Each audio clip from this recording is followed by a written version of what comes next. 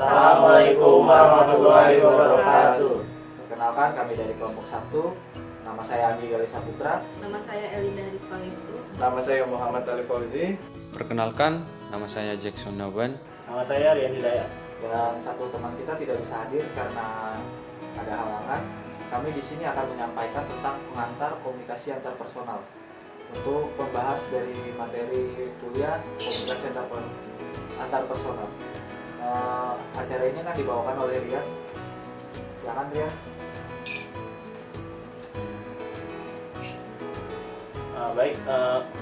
Di dalam komunikasi antarpersonal, di sini kami akan menjelaskan beberapa materi, yaitu yang pertama pengertian komunikasi antarpersonal, yang kedua tujuan komunikasi antarpersonal, yang ketiga gaya kepemimpinan, yang keempat kebutuhan manusia, dan yang terakhir mendengarkan sebagai keahlian komunikasi antar pribadi. Selanjutnya pengertian komunikasi antarpersonal akan dibacakan oleh rekan saya Anggi Saputra. Komunikasi antarpersonal adalah komunikasi yang dilakukan antara seseorang dengan orang lain. Dalam suatu masyarakat, komunikasi bisa menggunakan media komunikasi maupun bahasa-bahasa tertentu untuk memudahkan memperoleh informasi dan mudah dipahami. Tujuan komunikasi adalah yang pertama menyampaikan informasi, yang kedua berbagi pengalaman, yang ketiga melakukan kerjasama, yang keempat menumbuhkan rasa empati, yang kelima menumbuhkan motivasi.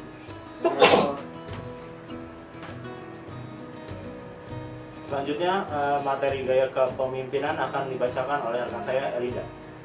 Gaya kepemimpinan adalah satu cara bagaimana mempengaruhi, mengarahkan, memotivasi, dan mengendalikan bawahan dalam menyelesaikan tugas atau pekerjaan. Ada 4 gaya kepemimpinan menurut Ludlow dan Panton. Yang pertama itu ada directing atau pengarahan. Digunakan pada situasi dan kondisi di mana para karyawan belum memiliki pengalaman yang cukup dalam menjalankan suatu tugas tertentu. Yang kedua adalah coach. Coach atau pembekalan digunakan pada situasi dan kondisi di mana para karyawan telah memiliki pengalaman yang cukup dalam menyelesaikan pekerjaannya. Yang ketiga ada supporting. Supporting digunakan pada situasi dan kondisi di mana para karyawan telah mengenal teknik-teknik yang dituntut dan telah mengembangkan hubungan yang baik. Yang keempat ada delegating. Delegating atau pendelegasian digunakan pada situasi dan kondisi di mana para karyawan telah memahami dengan baik tugas-tugas pekerjaan yang harus diselesaikan, sehingga mereka layak untuk menerima pendelegasian tugas dari seseorang manajer. Selanjutnya materi kebutuhan manusia akan dijelaskan oleh Jackson. Perkenalkan, nama saya Jackson Naban. Di sini saya akan menunjukkan hasil dari presentasi kami. Kebutuhan manusia. Teori kebutuhan menurut Maslow. Pertama yaitu kebutuhan fisiologis. Kebutuhan mendasar manusia adalah untuk memenuhi kebutuhan fisiologisnya demi bertahan hidup atau survival. Kebutuhan fisiologis ini misalnya adalah kebutuhan makan makanan, minuman, tidur, seks, dan sebagainya. Seseorang tak akan mencari kebutuhan yang lebih tinggi, misalnya mengejar konsep kebahagiaan sebelum kebutuhan fisiologisnya terpenuhi. Kebutuhan fisiologis ini merupakan aspek survival yang harus dipenuhi. Berbeda halnya dalam masyarakat kaya, bisa jadi makan mahal sudah menjadi gaya hidup, bukan lagi sebagai pemenuh kebutuhan fisiologis semata. Yang kedua yaitu kebutuhan keamanan. Setelah kebutuhan fisiologis terpenuhi, barulah muncul kebutuhan jenjang berikutnya, yaitu kebutuhan akan rasa aman. Kebutuhan tingkat kedua dalam teori Maslow ini meliputi keamanan dari bahaya fisik dan emosional. Contoh kebutuhan akan rasa aman ini adalah kebutuhan rasa aman pada daya yang mengancam seperti perlindungan diri kriminalitas, penyakit, bencana alam, aman dari perundungan, dan sebagainya. Yang ketiga yaitu kebutuhan sosial. Kebutuhan selanjutnya adalah kebutuhan sosial dan kasih sayang. kebutuhan ini mencakup dorong rasa dibutuhkan orang lain, kebutuhan untuk dicintai, memiliki pasangan, bersosialisasi di dalam masyarakat, dan sebagainya. Kebutuhan sosial ini baru bisa tercapai jika seseorang sudah terpenuhi dua kebutuhan sebelumnya, yaitu kebutuhan akan rasa aman dan kebutuhan fisiologisnya. Terus kebutuhan status. Setelah kebutuhan sosialnya terpenuhi, muncul kebutuhan selanjutnya, yaitu kebutuhan status. Kebutuhan status ini merupakan dominan ego untuk meraih prestise. Contoh kebutuhan akan pergaulan ini menurut Maslow adalah kebutuhan akan status, pengakuan, reputasi, martabat, bahkan dominasi. Terakhir, kebutuhan akulturasi diri. Puncak kebutuhan manusia adalah kebutuhan akan aktualisasi diri, yaitu keinginan untuk mengoptimalisasi potensi dirinya. Semisal seorang yang bercita-cita menjadi guru berhasil mencapai profesi yang ia diinginkan. Pada saat bersamaan, ia mengembangkan dirinya agar bisa menjadi guru yang profesional dan terus mengoptimalkan potensinya mengajar. Hal ini yang dikenal sebagai akulturasi diri, yakni pemenuhan potensi diri mulai dari sisi cita-cita, keinginan, kreativitas, dan kematangan mental untuk bertanggung jawab terhadap pilihan yang ia putuskan sendiri. Selanjutnya, materi komunikasi dalam organisasi akan dijelaskan oleh rekan saya, Alif. Oke, kali ini saya akan menjelaskan tentang komunikasi dalam organisasi. Yang pertama itu ada hubungan komunikasi.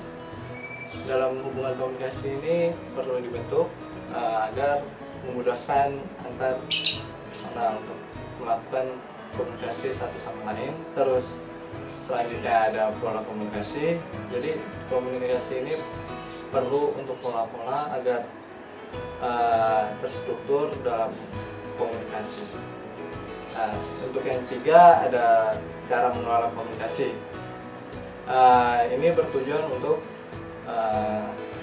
mengatur bagaimana kita dapat menyampaikan komunikasi agar komunikasi tersebut bisa teratur dan baik pada saat menyampaikannya. Selanjutnya yang terakhir ada meningkatkan keterampilan komunikasi. Kita di sini harus tahu bagaimana cara keterampilan dalam berkomunikasi supaya orang yang berkomunikasi kita dapat memahami apa yang kita sampaikan. Dan selanjutnya saya akan menjelaskan tentang hubungan komunikasi. Untuk yang pertama itu di hubungan komunikasi ada menetapkan tujuan. Kenapa kita harus menetapkan tujuan? Agar kita tahu buat apa kita berhubungan komunikasi dengan orang lain. Yang kedua itu adalah membuat dan melaksanakan keputusan. Kita harus tahu nih keputusan apa yang kita ambil dalam komunikasi. Apakah itu benar atau salah, supaya komunikasi itu berjalan dengan lancar. Dan selanjutnya yang ketiga untuk mengukur prestasi kerja. Ini di dalam di bidang pekerjaan, makanya itu ada mengukur prestasi kerja. Nah, selanjutnya ada merekrut dan mengembangkan staff, dan ada pelayanan pelanggan supaya pelanggan ini puas atau pelanggan ini tidak kecewa tentang produk-produk di perusahaan tersebut lah. Selanjutnya ada negosiasi dengan pemasok. Ini diperlukan agar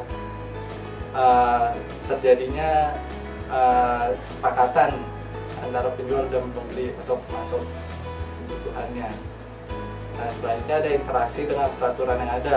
Kita di sini harus sesuai dengan peraturan biar tidak merugikan satu sama lain atau ada yang melanggar gitu. Nah, yang terakhir adalah memproduksi produk. Selanjutnya, materi pola komunikasi akan dibawakan rekan saya, Andi. Untuk pola komunikasi sendiri biasanya pola komunikasi itu terbagi menjadi dua. Yang pertama itu komunikasi formal dan yang kedua adalah non formal. Untuk komunikasi formal sendiri contohnya di organisasi atau di tingkat masyarakat atau kantor bisa berupa pertama komunikasi antar atas bawah, itu antara bawahan dan pimpinan, antara pimpinan dan bawahan. Yang kedua adalah komunikasi bawah dan atas, itu dari bawahan ke atasan atau pimpinan. Yang ketiga ada komunikasi horizontal. Horizontal itu komunikasi yang setara, misal antar sesama rekan kerja atau teman itu. Yang keempat adalah komunikasi diagonal. Komunikasi diagonal itu lebih ke jenjangnya, misal kayak senior atau junior kita. Selanjutnya komunikasi informal atau komunikasi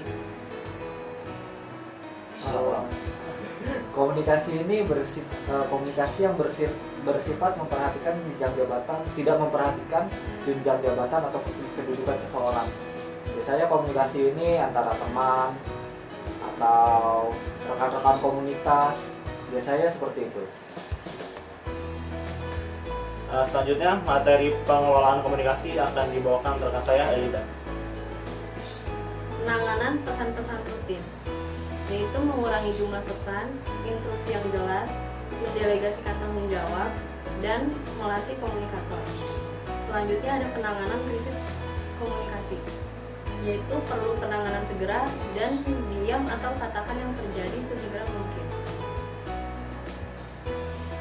Selanjutnya, materi meningkatkan keterampilan komunikasi akan dibacakan oleh rekan saya, Jackson.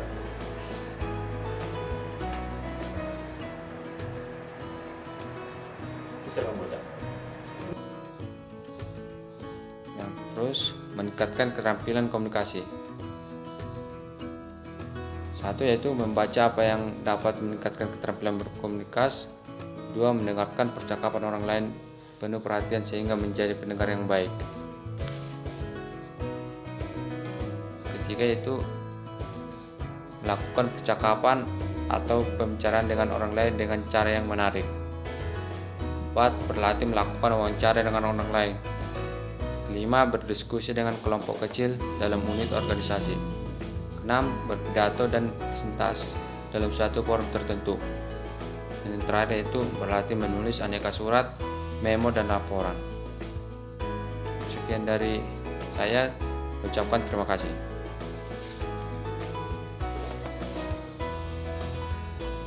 Sekian dari kelompok 1 mengenai materi kita pada hari ini, yaitu pengantar percakapan antar personal.